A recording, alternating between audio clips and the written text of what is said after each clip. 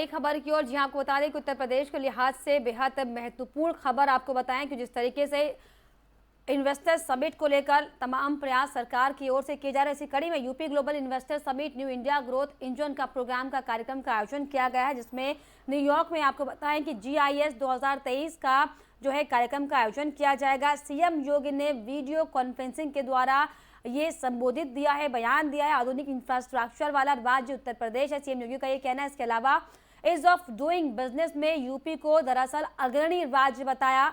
UP प्रचुर प्राकृतिक संसाधनों वाला राज्य है, ये भी साफ तौर पर उन्होंने बयान देते हुए कहा, और ये कहा कि यूपी में सुरक्षा और संरक्षा का माहौल, ये वित्त मंत्री का बयान साफ तौर पर। तो बड़ी खबर, उत्तर प्रदेश में इन्वेस्टर्स के लिहाज से UP global investor summit new India growth का जो आयोजन है साफ तौर पर न्यूयॉर्क में किया जाएगा, जिसमें new India growth engine programme का आयोजन किया जाएगा, जिसमें किस तरीके से और कैसे उत्तर प्रदेश में इन्वेस्ट किया जाए, इन तमाम पहलुओं को लेकर चर्चा की जाएगी।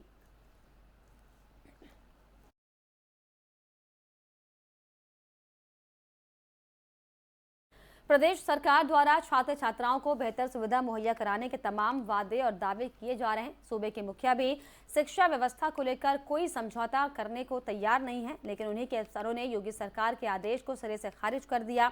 जनपद में काबिज अफसरों और जनप्रतिनिधियों द्वारा छात्रावास का निरीक्षण तो किया जा रहा है, लेकिन छात्रावास की बदहाल सूरत को बदलने की कवायद काफी दूर खड़ी नजर आ रही है।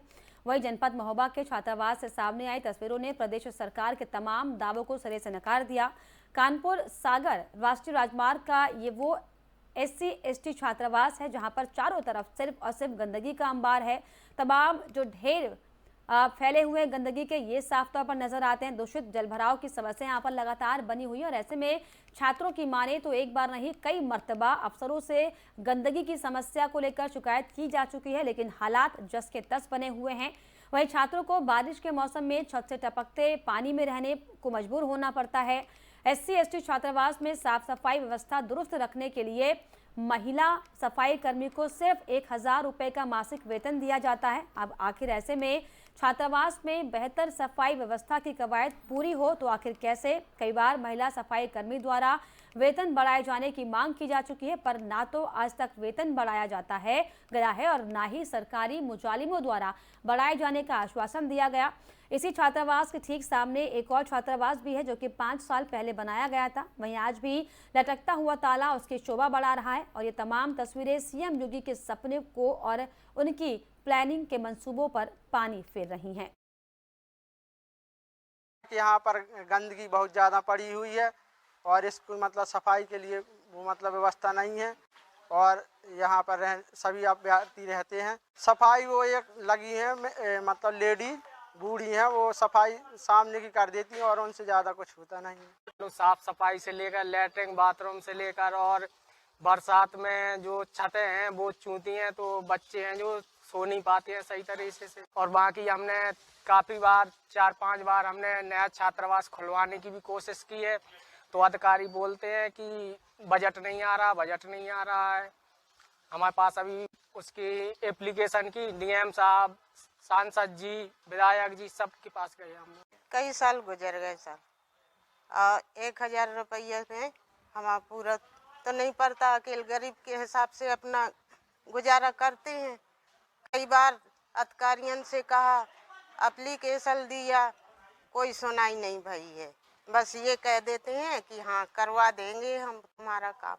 यहाँ पर गंदगी बहुत ज़्यादा पड़ी हुई है, और इसको मतलब सफाई के लिए वो मतलब व्यवस्था नहीं है, और यहाँ पर सभी अभ्यर्थी रहते हैं। सफाई वो एक लगी है, मतलब लेडी बूढ़ी हैं, वो सफाई सामने की कर देती हैं, और उनसे ज़्यादा कुछ होता नहीं है। तो साफ सफाई से लेकर लैट्रिन बाथरूम से लेकर, और बरसात में जो छतें हैं वो चूती हैं, तो बच्चे हैं जो सो नहीं पाते हैं सही तरीके से। और बाकी हमने काफ़ी बार 4-5 बार हमने नया छात्रावास खुलवाने की भी कोशिश की है, तो अधिकारी बोलते हैं कि बजट नहीं आ रहा है।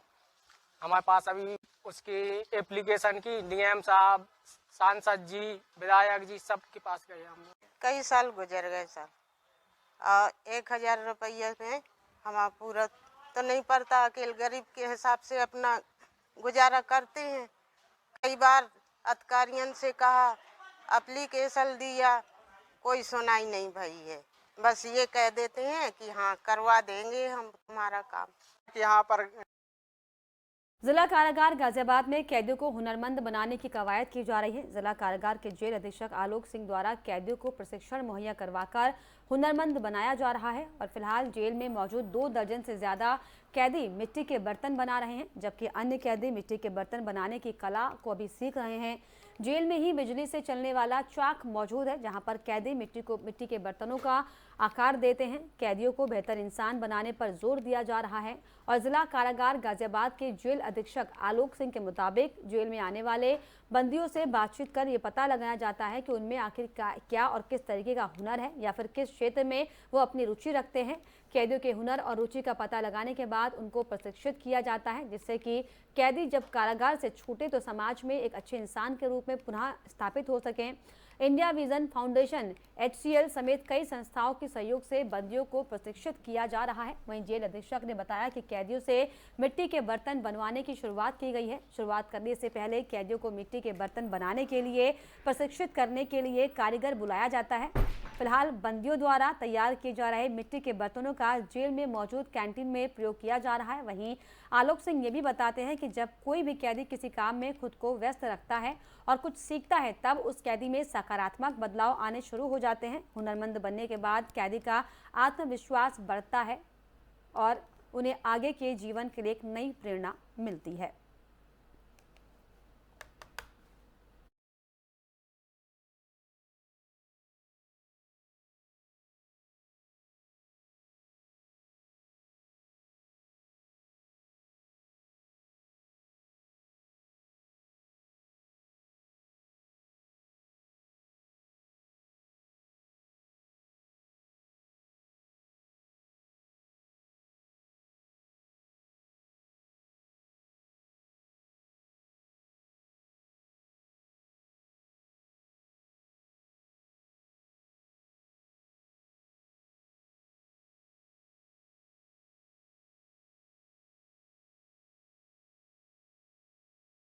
आगे बढ़ेंगे। अब खबर गाजीपुर से, जहां पर पुलिस को आज एक बड़ी कामयाबी मिली है। दरअसल दिलदार नगर पुलिस की ओर से 915 ग्राम अवैध हेरोइन, जिसकी कीमत लगभग 92 लाख है, इसके साथ ही 3 शातिर बदमाशों को गिरफ्तार किया गया है, जिसमें गैंगस्टर के आरोपी अपराधी भी शामिल हैं। वहीं पुलिस अधीक्षक गाजीपुर ओमवीर सिंह ने गिरफ्तार अभियुक्तों को बरामद माल के साथ गिरफ्तार कर मीडिया के सामने पेश किया और गिरफ्तार अभियुक्तों के बारे में बताते हुए कहा कि दिलदार नगर थाना क्षेत्र में मुखबिर की सूचना पर कुशित राहे के पास से 3 अभियुक्तों को संदिग्ध परिस्थिति में गिरफ्तार किया गया है।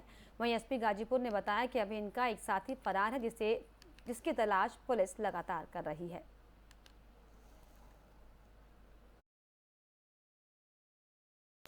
दिलदार नगर क्षेत्र इस जनपद में पहले से ही ड्रग्स की खरीद फरोख्त के लिए, स्मगलिंग के लिए बदनाम क्षेत्र है। वहाँ की पुलिस को लगातार निर्देशित भी किया जाता है तथा सक्रिय भी रहती है।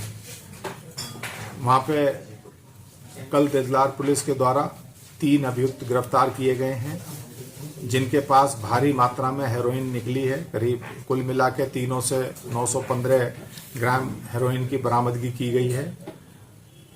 जब इनकी गिरफ्तारी हुई तो इनके खिलाफ इनमें से 2 अभियुक्त अरशद खां और नौरेज खां, इन पर गैंगस्टर का भी अभियोग थाना दिलदार नगर में पंजीकृत है और पूर्व में भी ये अपराधों में लिप्त रहे हैं तथा इस गैंग का एक लीडर है जो अभी भागा हुआ है, अब्बास।